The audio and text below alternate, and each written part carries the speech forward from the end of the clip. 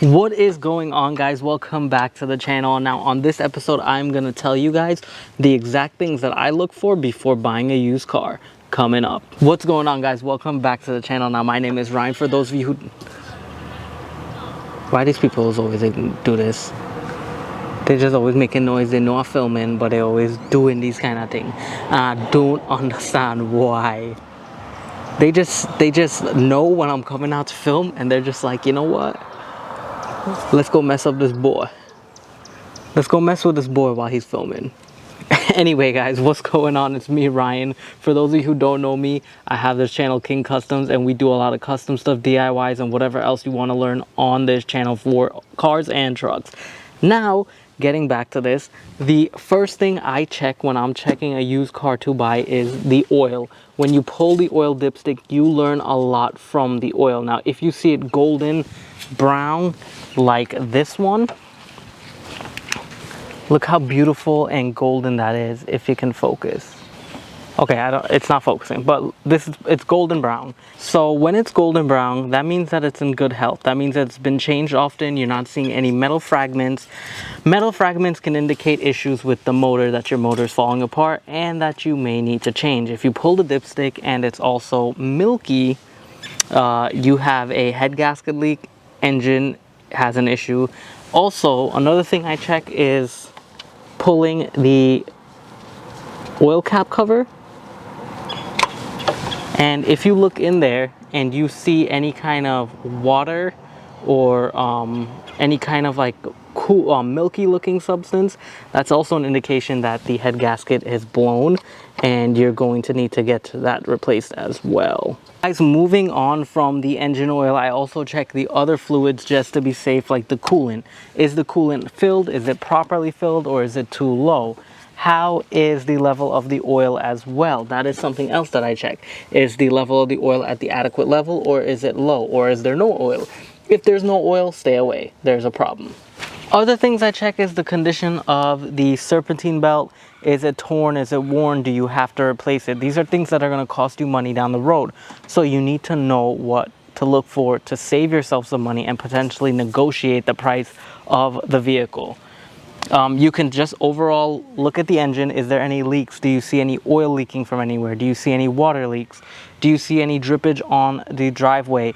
There could be an oil pan leak. There could be anything. So you do want to look under the vehicle, take a look, make sure there is no leaks, make sure nothing is dripping, and make sure there's no stains on the driveway as well. And if there is, ask the owner, what is that? Why does it look like there's a fresh leak? Do you know of any leaks? Do you know what's going on? Check it. If you feel like you can fix that and that's something that you think you can take care of, get the vehicle. If it's something that you don't want any problems with, don't even bother then. Now, whenever I go to look for a used car, I always go in thinking to myself, it may need an engine. Do I have the money to put out that engine? If the answer is yes, and I don't mind spending that, then I will go into getting it. But if the answer is no, I'm gonna move on. Also, if I'm looking to flip the vehicle, I'm also gonna come in with the mindset saying, hey, this may need a motor. Can I afford that, and will I make a profit? If the answer is yes, I go in and I look at it. If the answer is no, I stay away 100%. Another thing you guys want to look at is the tires. Are their tread? Is the tread good, or is it too low? Because if it needs tires, those can get pretty expensive. So you may want to negotiate your price. But if it has nice deep treads like this, you're getting a good deal, I'm telling you. Overall, you want to look at the body of the vehicle. Are there any dents? Are there signs of neglect?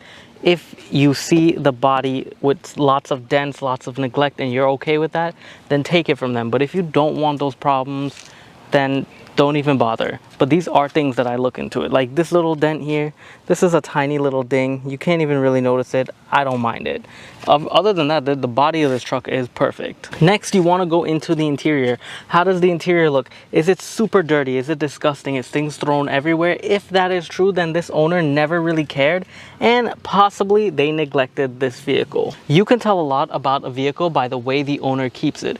If there's trash all over the floor, if the seats are all cut up and torn up, if them themselves look dirty and disgusting, if there's marks all over the roof, if it just looks utterly disgusting, you can tell that they never care. And if they don't care, chances are they never really maintain the vehicle the right way. So you may not even want to get it. But There are people that you will find, like me, who try to take good care of stuff the best as possible. Now this one I bought, it had a cut mark in the seat that can easily be repaired. You're using the truck all the time, you might find a little bit of dirt in the floor, some stuff like that. That doesn't mean it's neglected, that's just normal wear and use, but obviously it gets cleaned as it can be. But if you see bottles and trash thrown all over and food wrappers and everything, and this is all cut up and this looks damaged and the door's falling apart, stay away from that. You don't want the problem. Now when I bought this truck, it was there was a kid who used to hotbox the truck, meaning they used to smoke a lot of weed in this vehicle and it smelled terrible. Now those of you who know me, I do not smoke weed, I do not like the smell of weed. I think it's disgusting and a turnoff for me. But I really wanted this truck and I was getting it at such a good deal, so I purchased it. Once I purchased it and I drove it, I fell in love with it. I instantly took everything out and cleaned it the best I can. I have videos of me trying to get the weed scent out and I'll link it up here for y'all. You'll definitely enjoy that. And I have videos of when I first purchased this truck, so if you guys haven't seen that, I'll link it up here or in the description below. You guys will definitely enjoy that as well. Finally guys, when it comes to purchasing a used vehicle, you want to take it for a test drive. You want to first bring a scanner with you if you know what you're doing. If not, bring a trusted friend or mechanic who knows what they're doing. Get a scanner, plug it into the OBD2 and test it out. See if there's any codes. If there's no codes, awesome. If you have a P1000, someone just cleared something or something just cleared. Drive the vehicle around, drive it for over 100 miles if the owner lets you. If not, try to drive it as much as you can, see if any pending codes pop up. If none comes up, then you may have a chance with it. You're probably good to go. But if the owner allows you to go the 100 miles, definitely drive it and wait to see if a code pops up, because you want all the monitors in the car to go through their test and give you whatever codes possibly popped up. Also, ask the owner, why is there a P1000 code here? Did you just replace the engine part?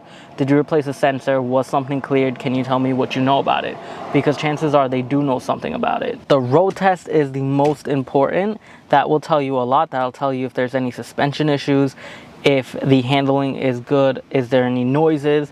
Those kinds of things are important to know, because repairs do get very expensive, especially if you're not the one repairing it yourself. So you need to know what you're getting yourself into. So I urge you to definitely road test the vehicle, definitely get it scanned and checked, definitely check the engine oil and check the fluids. Those are the most important things. Also check and make sure that it's not leaking.